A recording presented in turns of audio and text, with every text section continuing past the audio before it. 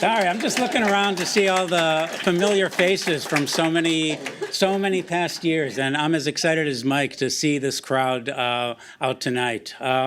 So my role today is to talk a little bit about the successes of the ITIP program and where alumni have ended up. And I spent an hour or so poring over the spreadsheet we have that keeps track of what everyone has been doing in the 20 years or less since they have left the program.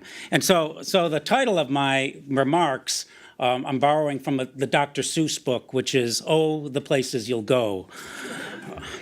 Now, of course, situated in Washington, D.C., we're right here amongst the midst of the federal government, and so the most popular destination for ITIP grads has been the federal government. An international trade and investment policy program, and probably the most popular destination has been the United States International Trade Commission.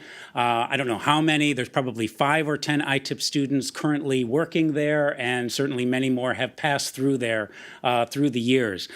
Second, perhaps equal to, is the Department of Commerce, and especially the International Trade Administration, where many people have landed.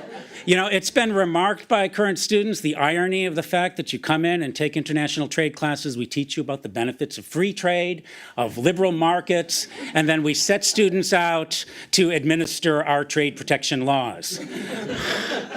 What can you do? What can you do? We've got representation at the U.S. Trade Representative's Office, and it's exciting to hear that we've got several of our alumni that are currently working on some of the renegotiations to our trade agreements that are taking place. We've got people at the State Department, which we can see right outside the window here.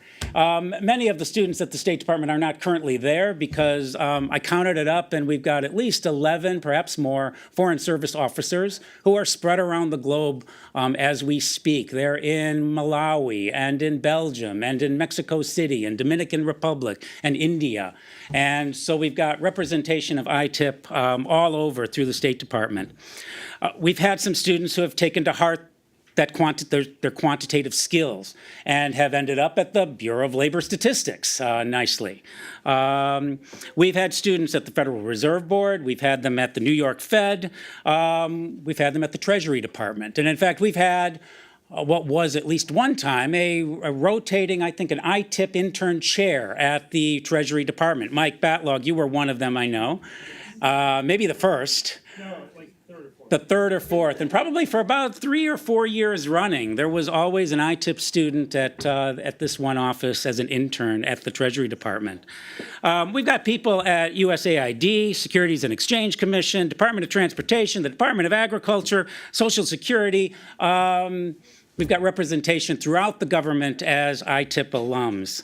We've got them and had them at quasi-government organizations like the Export-Import Bank, at Fannie Mae, and at the Overseas Private Investment Corporation, which I would gather to say maybe every ITIP student has had an internship at OPIC.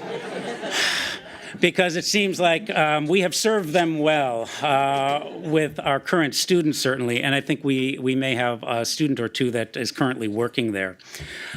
We've had representation at international institutions with ITIP. We've got someone at the World Trade Organization in Geneva, World Bank and IMF. We have found positions for ITIP students there, and they have come and gone through those institutions. We've got students at the Inter-American Development Bank, the Asian Development Bank, the Institute of International Finance, at several embassies, such as the Embassy of Israel and the UAE currently.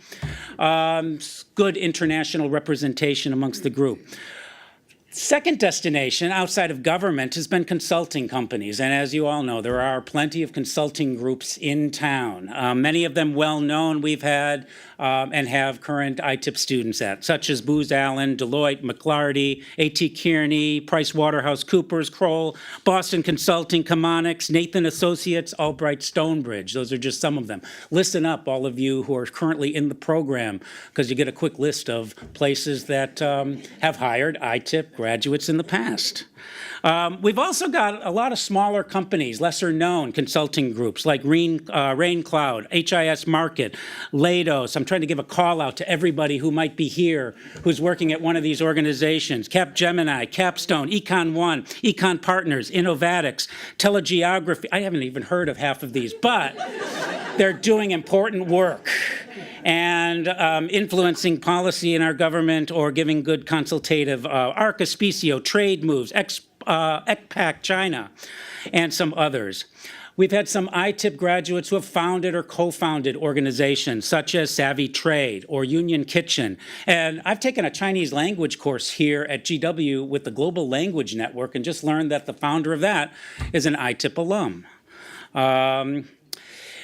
ITIP students have also gone into private businesses, and some have taken to heart the international trade and investment policy part of it, and have gone largely into some of the large banking corporations in the U.S. So we've got students at J.P. Morgan Chase, Citibank, Bank of America, ABN AMRO, HSBC, Goldman Sachs, Fosun Group, Union Bank, SunTrust, U.S. Bank, Mizuho Bank as some of the banks we've been have students at. Some large organizations such as Northrop Grumman, Shell Oil, GE Oil and Gas.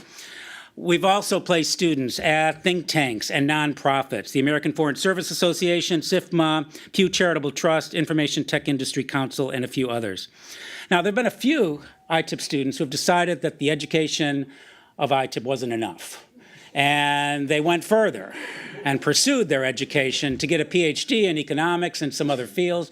And I was surprised to learn that we've got some professors in our midst who are at American University, at the University of Amsterdam, and at James Madison University, where my kids graduated from, oddly. So some students have followed that path. And then lastly, the last remark I'll make is just that we've had many foreign students, as Mike had mentioned, a large representation of foreign students here. Many of them have gone back to their homes and are working in their countries of origin. We've also got a lot of American students who have found themselves abroad working for an international company. And I counted in our database at least 30 countries that are represented and currently have an ITIP student working in them at this time. So it posed to me an idea, at least, that maybe we could have a completely ITIP-inspired. If every one of these people had an extra bedroom, we could do a completely internal kind of ITIP Airbnb policy where wherever you might end up in the world, there would be an ITIP student there to receive you and give you welcome. But with that said, I just want to say that it's been a great honor to be a part of this group and to get to know all of you in your time here, and it's great that you've all come back out for this event. I'd like to think it's not only the free food, but the food is absolutely fantastic at all of these events, and Kyle always makes sure there's a wide selection of beer and wine, some of the best available. We could ask for nothing less. So I want to thank you for being able to be a part of this, and good luck to all of you, and thanks for coming back.